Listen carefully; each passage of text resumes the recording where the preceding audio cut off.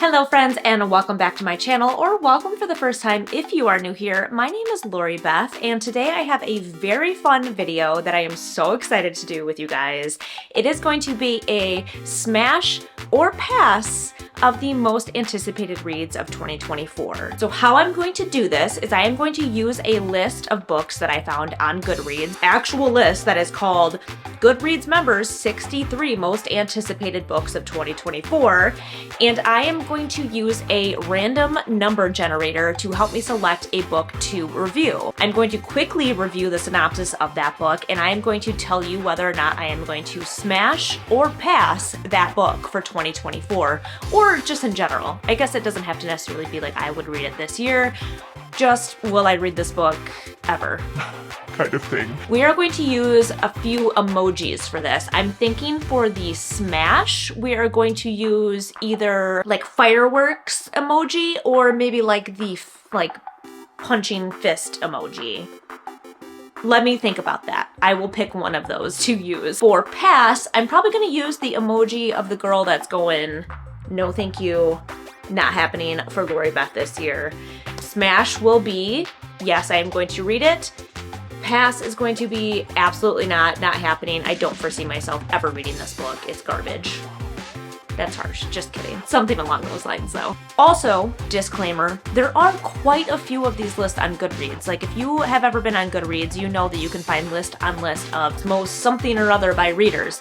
This is the one that I stumbled across that I felt would be appropriate for this video because it is actually broken into different genre, and there's only 63 books on the list. I say only because some of these lists have upwards of like almost 200 books, and that's just a lot for me to try to sift through and find from our random number generator. So I've got my phone with my Goodreads pulled up, I've got my laptop over here. I don't know how many we're gonna do.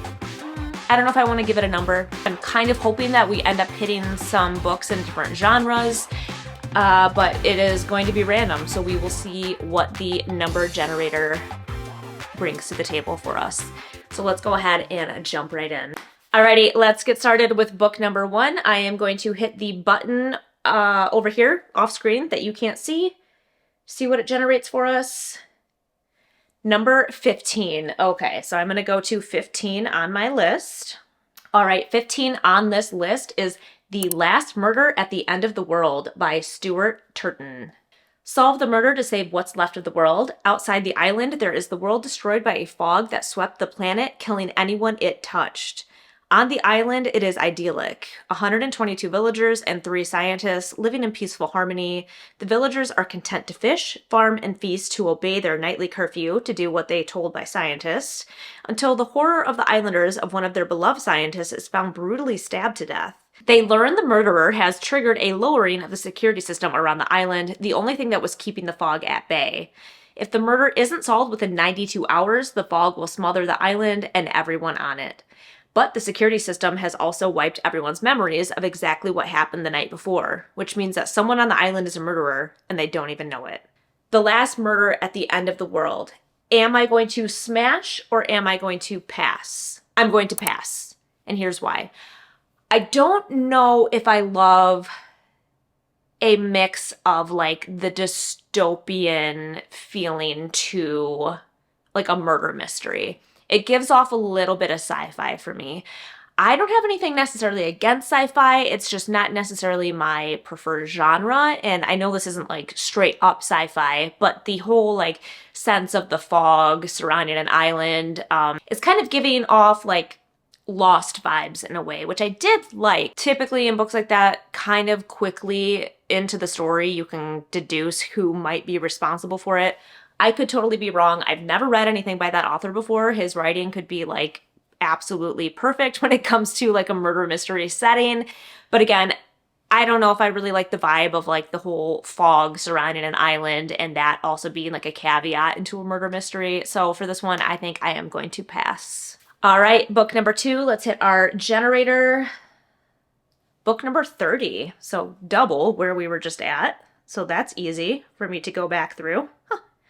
Okay, number 30 on our list is A Love Song for Ricki Wilde by Tia Williams.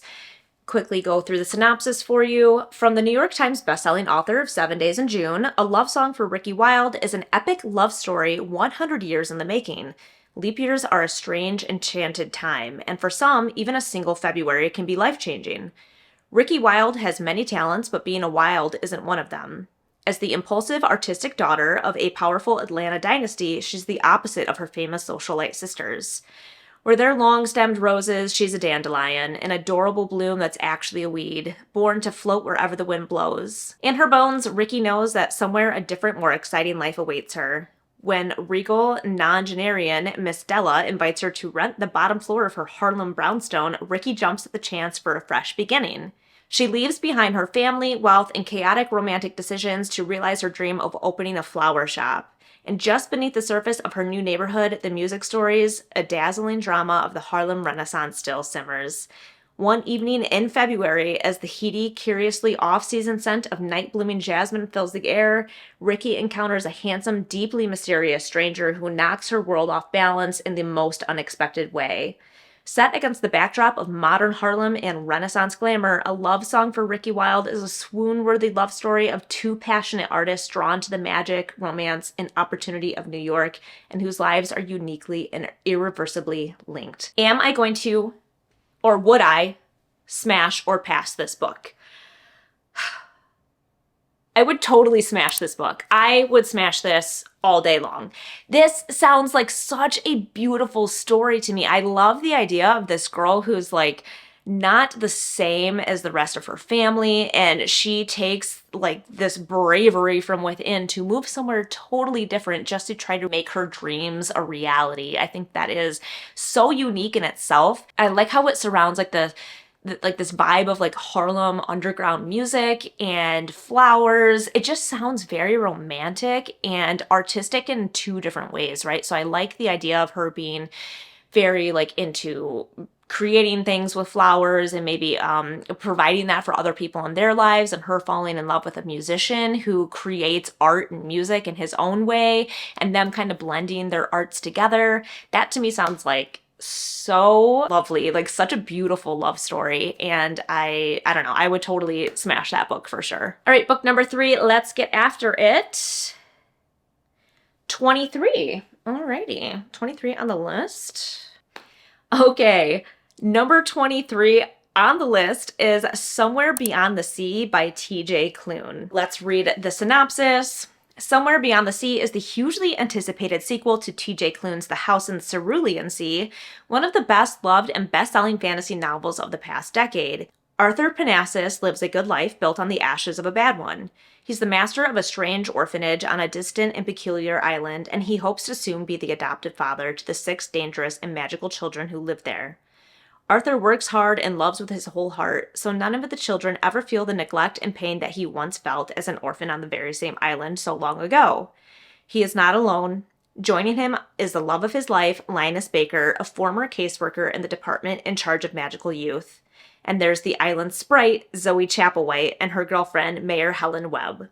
Together, they will do anything to protect the children, but when Arthur is summoned to make a public statement about his dark past, he finds himself at the helm of a fight for the future that his family and all magical people deserve. When a new magical child hopes to join them on their island home, one who finds power in calling himself Monster, a name that Arthur worked so hard to protect his children from, Arthur knows they're at a breaking point. Their family will either grow stronger than ever or fall apart. Welcome back to Maria's Island. This is Arthur's story.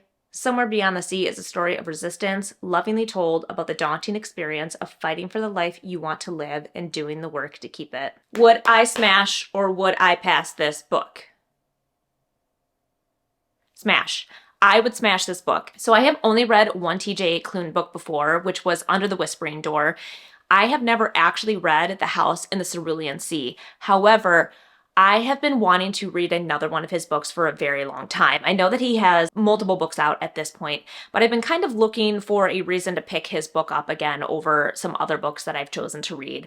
I have heard nothing but good things about The House on the Cerulean Sea, and now seeing that there's a second book coming out to it, I think I would want to read the first book even more because of that. I also love T.J. Klune's writing style, so as you heard from the synopsis, there's already things that are being discussed and talked about, which is like so the stories surrounding children in general that have maybe seen a very dark past but have a very bright future because of one very loving and caring person. It's a little bit of magical realism at the same time. So there's talks about sprites on this island that they live on. So technically these are just human people that like live in an orphanage, but there are some magical things happening around them. Also, TJ Klune is very good at just writing characters very fluidly. So you've already heard from the synopsis that the main character has the love of his life, which is another man, and this sprite who is in love with another woman. So things are just very well blended together when it comes to talking about really heavy and important topics like one's identity and also one's sense of safety and security when it comes to like a family setting. Under the Whispering Door was very much like that. It was such a beautiful story about someone like kind of figuring things out a little bit too late in life, but still gave very heartwarming and rewarding story. So I could see that this House on the Cerulean Sea would be just pretty much the same as that. So I would definitely smash this book, and I would smash it after I read the first one. All right, book number 4? 56. Holy moly. Okay, this is going to take me a minute to get down my list here. All right, number 56 on the list is The Manicurist's Daughter by Susan Liu. And this is actually a nonfiction novel. So let's read the synopsis of this together. I know I've seen this one before, but I can't even tell you what it's about. So we're going to read it here together. An emotionally raw memoir about the crumbling of the American dream and a daughter of refugees who searches for answers after her mother dies during plastic surgery. Susan Liu has long been searching for answers about her family's past and about her own future. Refugees from the Vietnam War, Susan's family escaped to California in the 1980s after 5 failed attempts. Upon arrival, Susan's mother was their savvy, charismatic North Star, setting up 2 successful nail salons and orchestrating every success until Susan was 11. That year, her mother died from a botched tummy tuck. After the funeral, no one was ever allowed to talk about her or what had happened. For the next 20 years, Susan navigated a series of cascading questions alone. Why did the most perfect person in her life want to change her body? Why would no one tell her about her mother's life in Vietnam? And how did the surgeon who preyed on Vietnamese immigrants go on operating after her mother's death?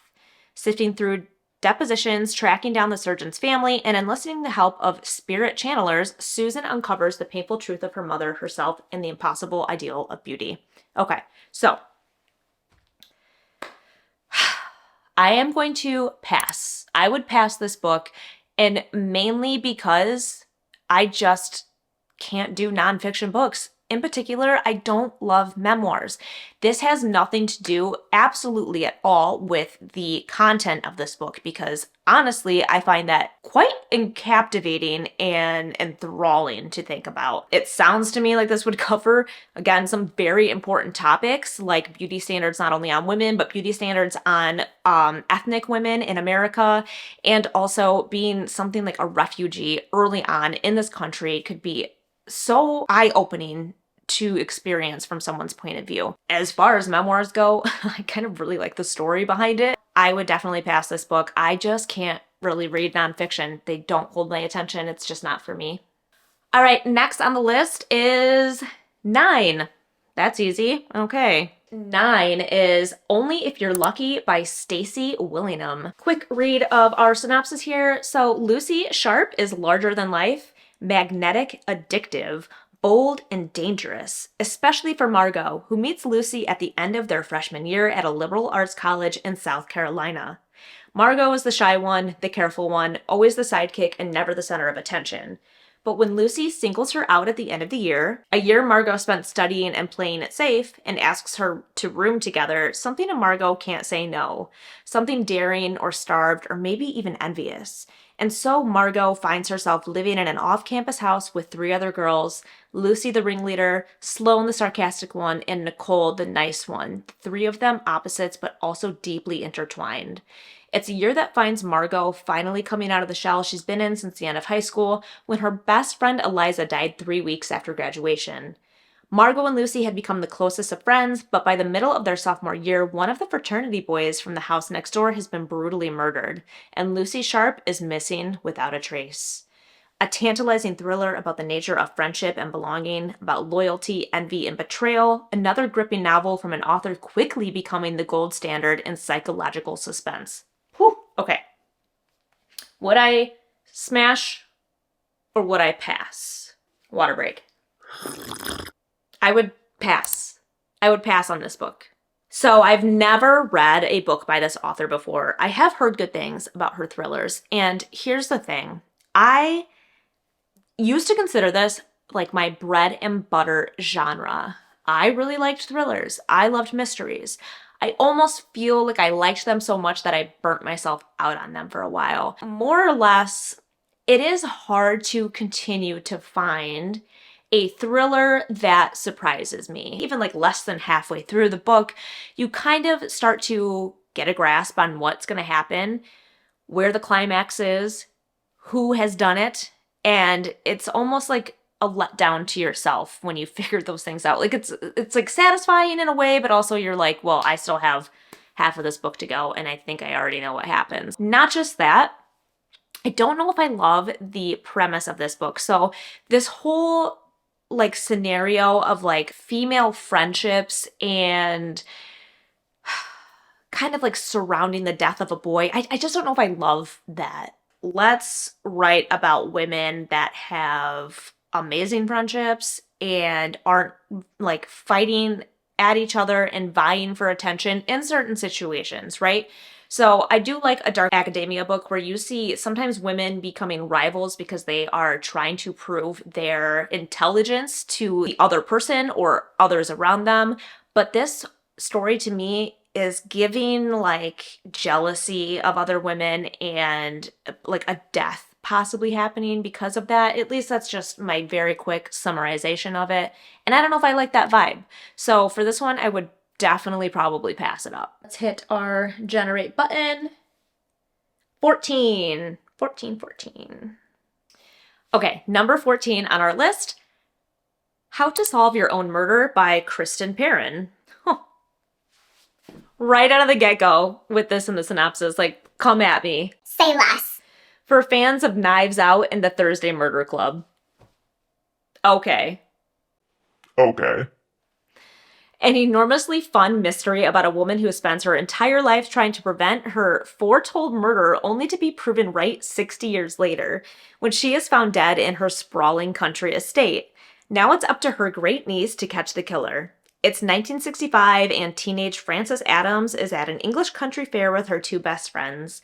But Frances's night takes a hairpin turn when a fortune teller makes a bone-chilling prediction. One day, Frances will be murdered.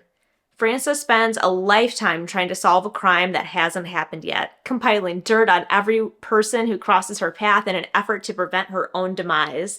For decades, no one takes Frances seriously until nearly 60 years later when Frances is found murdered, like she always said she would be. In the present day, Annie Adams has been summoned to a meeting at the sprawling country estate of her great-aunt Frances. By the time Frances is already dead, Annie is determined to catch the killer, but thanks to Frances's lifelong habit of digging up secrets and lies, it seems every endearing and eccentric villager might just have a motive for her murder. Can Annie safely unravel the dark mystery at the heart of Castle Knoll, or will dredging up the past throw her into the path of a killer? As Annie gets closer to the truth and closer to the danger, she starts to fear she might inherit her aunt's fate instead of her fortune. Just really quickly, before I answer, I'm gonna put this on my want to read list because I will smash this book. I will get my hands on it and I will smash it. Okay, so that's different, right? This is not like a murder mystery thriller like that we just previously discussed. No, this is, if it's, first of all, compared to Knives Out, but I love this. I love the idea that this is a story about a woman that's like, listen, y'all, I know what's going to happen to me. I am going to be murdered. None of you believe me, and I'm going to prove it. I like that this follows into another generation. There's something really just like gripping about a story like this, where someone is like solving something that hasn't happened yet. She's like, no, You have to believe me. This is going to happen. And unfortunately, the only way to prove any of you wrong is the day I die. Also love that this is going to go into a future generation. So it goes through multiple timelines, I'm sure. So 60 years ago when Frances first learns this information all the way up to present time when now her niece is learning more about what has maybe happened. I think a book like that sounds so freaking fun. I would probably read that in one sitting. Yes. I would smash that book. On to our next book. Generate, please. 45. Ugh, okay. That's just so far down the list. This is exactly why I chose a list with only 63 books on it. Imagine if I picked the one that was 173 books. I couldn't. We just don't have time in our day to do that. Number 45 on this list is You Like It Darker by none other than Stephen King. Okay. The master of short fiction, Stephen King, comes an extraordinary new collection of 12 short stories. Oh, okay, short stories. Many never before published and some of his best ever. You Like It Darker? Fine, so do I, writes Stephen King in the afterword to this magnificent new collection of 12 stories that delve into the darker part of life, both metaphorical and literal. In Danny Coughlin's Bad Dream, a brief and unprecedented psychic flash upends dozens of lives, Danny's most catastrophically. In Rattlesnakes, a sequel to Cujo, a grieving widower travels to Florida for respite and instead receives an unexpected inheritance with major strings attached. In The Dreamers, a taciturn Vietnam vet answers a job ad and learns that there are some corners of the universe best left unexplored. Answer Man asks if pre-science is good luck or bad and reminds us that a life marked by unbearable tragedy can still be meaningful. King's ability to surprise, amaze, and bring us both terror and solace remains unsurpassed. Each of these stories holds its own thrills, joys, mysteries, and each feels iconic. You Like It Darker? You got it. I don't want to rock the boat too much, but I'm just gonna say it. I would pass this book. I've never even read a Stephen King book at all, in general. And now this one is supposed to be the darker side of his stories. I just can't. I'm sorry, I can't. I don't do well with twisted or dark in the sense of horror, because I know that's what he is constantly walking the line of. Of course, I've seen some of the movies that have been made,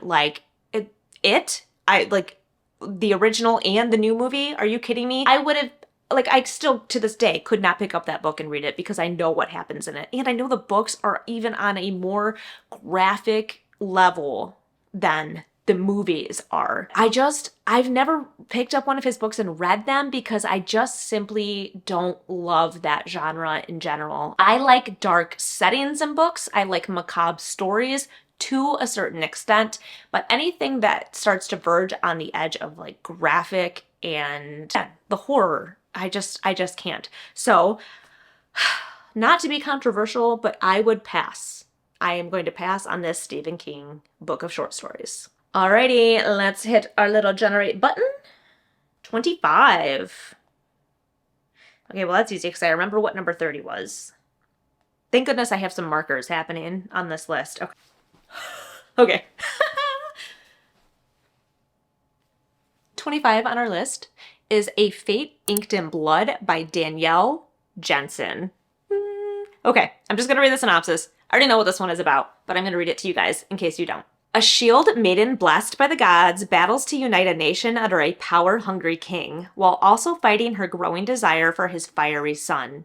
In this Norse-inspired fantasy romance from the best-selling author of the Bridge Kingdom series, bound is an unwanted marriage, Freya spends her days gutting fish but dreams of becoming a warrior, and of putting an axe in her boorish husband's back. Freya's dreams abruptly become reality when her husband betrays her to the region's Jarl, landing her in a fight to the death against his son Bjorn.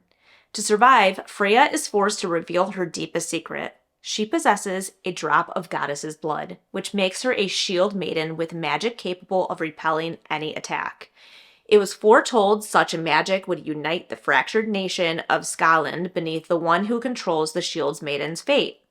Believing he's destined to rule Scotland as king, the fanatical Jarl binds Freya with a blood oath and orders Bjorn to protect her from their enemies. Desperate to prove her strength, Freya must train to fight and learn to control her magic, all while facing perilous tests set by the gods. The greatest test of all, however, may be resisting her forbidden attraction to Bjorn. If Freya succumbs to her lust for the charming and fierce warrior, she risks not only her own destiny, but the fate of all the people she swore to protect. So this will take me just 2 seconds to answer. I would smash this book. I would smash the heck out of this book. This is actually coming in one of my subscription boxes. I already know. And first of all, like the original cover of it is gorgeous. So I can't wait to see what the special edition subscription box cover is going to be like. This story is so far up my alley, it's not even funny. Fantasy, but in a Norse setting. I love the idea of that. I love thinking of like these Nordic atmospheric settings. The main character, Freya, who's drawn on the cover, she is pictured as like this beautiful, like pale skin, like long blonde hair, light eyes, like your typical like Nordic looking woman. But the story behind it in general is just so fascinating to me. I've heard nothing but good things about it so far, but I love that it's a little bit of a like fighting for what's right and learning how to do it. Sounds like a retelling, and it kind of gives me Morgan is My Name vibes, where there's this female who is forced to live in a certain lifestyle or situation because of her station in life, and she quickly learns how to manage this and fight against these very male-driven societies that she's a part of. I also love that there's going to be a romance in this, so a forbidden romance is just extra juicy and spicy. The fact that she is like blessed with goddess blood, so maybe she lives most of her life thinking that she's a mortal, but no, she actually has the blood of a goddess in her, and just one drop. I don't know, it gives very much like Nordic retelling vibes, and I think that I would just devour a book like that. The setting, the story behind it in general, I am here for that one. I cannot wait to smash that book. Let's go ahead and click our little generate button. And next is number 33. Okay, so I know what 30 was. Okay, I don't even mean for this to be happening, but let me read the synopsis of this first before I get too excited, because you do never know. 33 on our list is A Funny Story by Emily Henry. So, a shimmering, joyful new novel about a pair of opposites with the wrong thing in common. Daphne always loved the way her fiancé Peter told their story, how they met on a blustery day, fell in love over an errant hat, and moved back to his lakeside hometown to begin their life together. He really was good at telling it, right up until the moment he realized he was actually in love with his childhood best friend, Petra, which is how Daphne begins her new story. Stranded in beautiful Whining Bay, Michigan, without friends or family, but with a dream job as a children's librarian, and proposing to be roommates with the only person who could possibly understand her predicament, Petra's ex, Miles Nowak. Scruffy and chaotic, with a penchant for taking solace in the sounds of heartbreak love ballads, Miles is the exact opposite of practical, buttoned-up Daphne, whose coworkers know so little about her they have a running bet that she's either FBI or in witness protection. The roommates mainly avoid one another until one day, while drowning their sorrows, and they form a tenuous friendship and a plan. If said plan also involves posting deliberately misleading photos of their summer adventures together, well, who could blame them? But it's all just for show, of course, because there's no way Daphne would actually start her new chapter by falling in love with her ex-fiance's new fiance's ex, right? Would I smash or would I pass this book? I would smash this book. I love an Emily Henry love story. I love her romance novels so much.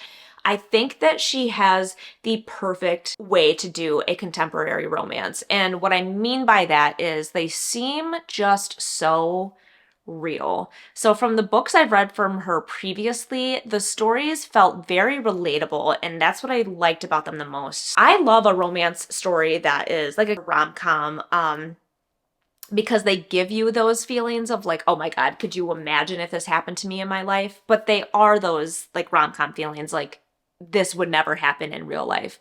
Emily Henry's writing is so much different than that. So the contemporary romance that she brings is like real romance.